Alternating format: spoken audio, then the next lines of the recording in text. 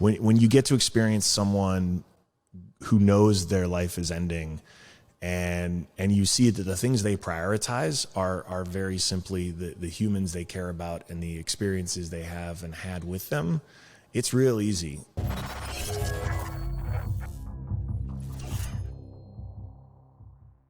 The thing I wanted to touch on was, like, you talked about, like, your depression extended after you guys sold Reddit. I remember when that happened. Yeah. 2006, October. It was like every founder's dream, right? You guys sold it for 8 figures, and it was like you were instantly for 16 months worth of work. Years old, 22. It's crazy. Yeah. And so, like, but you know, everybody thinks, like, as a founder, you think, like, if I just get to that finish line, like, I'll be all good. Or, like, that's true for many people, like, whether you're a founder or not. You just, like, it's the next milestone or the next milestone. But then it's interesting that you said your depression lasted, like, well beyond that. Can you talk about that a little bit? Yeah, I mean, look, the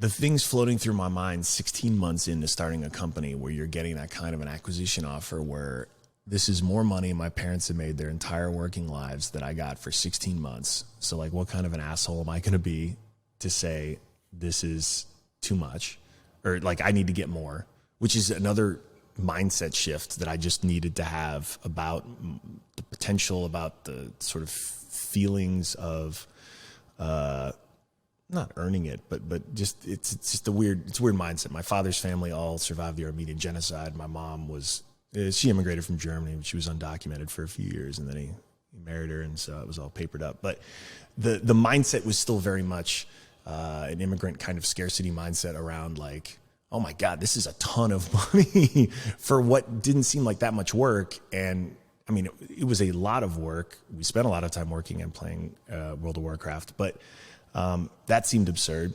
But then there was also a part of me that was just like, you know what? The value of making the phone call to my mom to say, hey, we did it.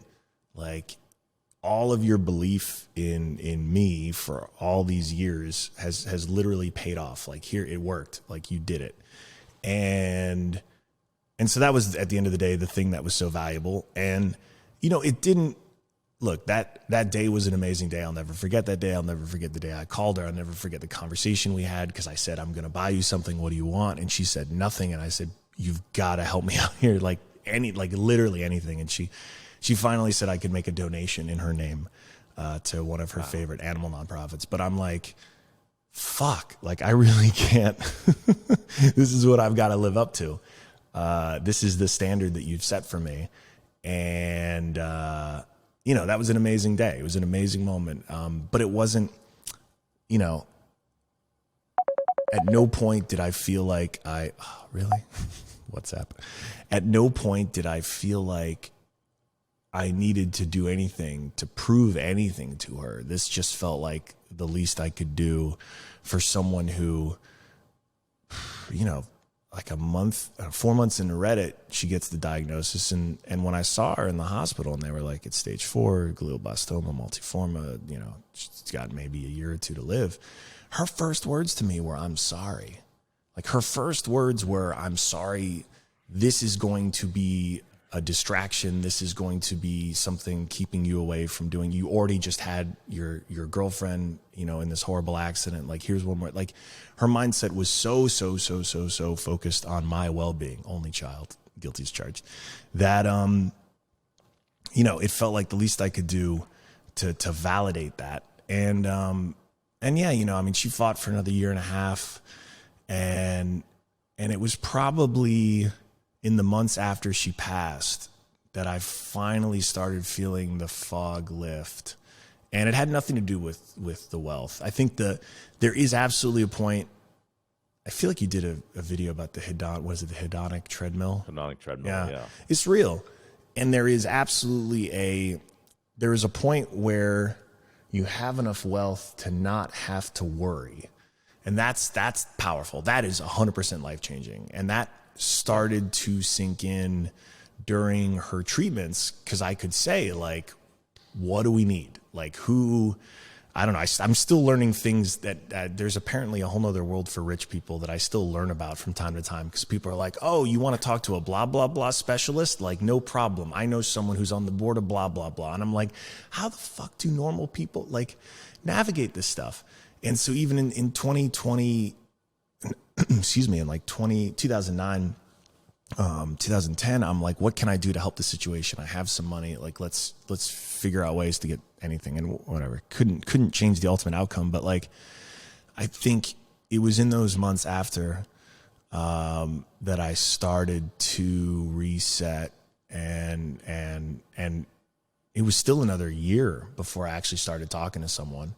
I don't know, man. It's just, I certainly caution any founder against the idea. I will absolutely say, I mean, it's the money alone, the wealth alone is not going to, there will not be an end state. If anything, the goalposts move, right? Like we were, having that, the first initialized fund is like a 40x fund or something. And I don't know, it feels good. Wait, for is like, that it?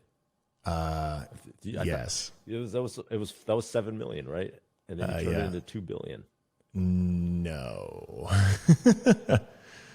I think you should don't take your news from YouTube. I think all right.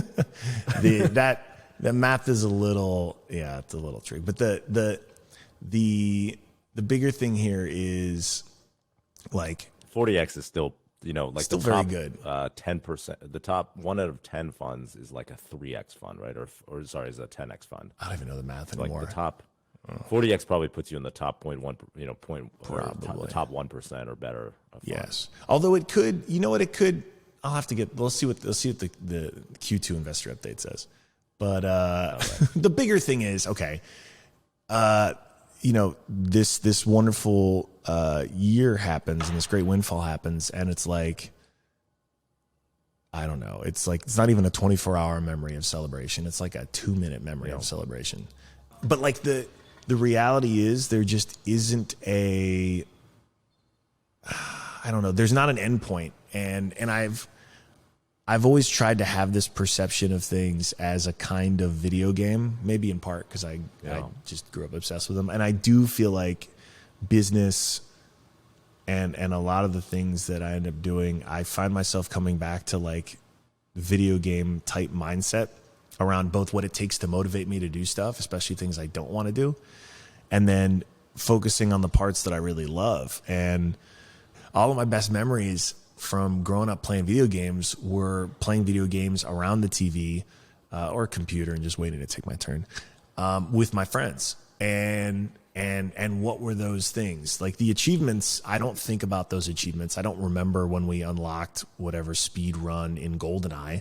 I don't fucking remember that at all. I remember, or the sort of, I remember the sort of feelings around it, but like I remember the time spent with my friends, and probably that's been the best distillation for me of it is, and I saw it firsthand, right? At no point in my mom's final years was she asking like, hey, can you bring that watch a little closer? Like, I want to look how shiny it is, right? There, when you get to experience someone who knows their life is ending, and you see that the things they prioritize are very simply the humans they care about and the experiences they have and had with them, it's real easy to live as a 2-year-old and feel somewhat grounded, especially a 22-year-old with a ton of wealth that he certainly didn't expect, and to feel sort of grounded in like where to be spending one's time.